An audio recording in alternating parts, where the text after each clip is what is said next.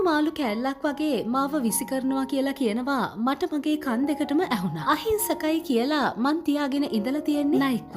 ගේ ලියලා දෙනව නම් ඉන්නම් කියලා මගේ මූණට කියපු දේ තාමත් හිතාගන්න බැහැ. ලාබාල තරුණයෙක් විවාහ කරගත් සමිතාට අත්වී ඇති ඉරණම ගැන ප්‍රථම වතාවට ඇය මෙලෙස සංවේදීව හෙළිදරව්වක් කර තිබුණා. උපුටා ගැනීමක්. ඉවසලා මම මේක කියන්න තීරණය කළේ තවත් මට මිනිස්සු කියන කැත කතා අහන් ඉන්න බැරි නිසායි. මං ආදරය කරපු හැම මිනිස්සෙක්ම මාව තියාගෙන හිටියේ මගෙන් ප්‍රයෝජන අරගෙන මාව කුණු මාළු කෑල්ලක් වගේ විසි කරලා දාන්න විතරයි. කොටින්ම කිව්වොත් අතුලත් මට ඒකමයි කළේ. හොඳ මුණ පෙන්නගෙන මගේ ළඟින්ම ඉඳලා මගෙන් හැමදේම කරගෙන අඳින ඇඳුම් කෑම බීම පවා මගෙන්ම කාලා මටම මේ වගේ වැඩක් කරයි කියලා මම හීනකින්වත් හිතුවේ නැහැ. ඒත් මගේ යාළුවන් පවා මට කිව්වේ මට ලං වෙන්නේ හොඳකට නෙවෙයි. මගේ හැම දේපලක් සතයක්ම ගානේ හූරන් කන්න කියලා. සමහරක් වෙලාවට මගේ දුව පවා මට අවවාද කළා. ඒත් ඒ හැමදේම අමතක කරලා මං ඇත්තටම සමහරක් මිනිසුත් එක්ක හිටියේ මම හදවතින්ම ආදරේ නිසායි. මගේ නෑදෑයෝ පවා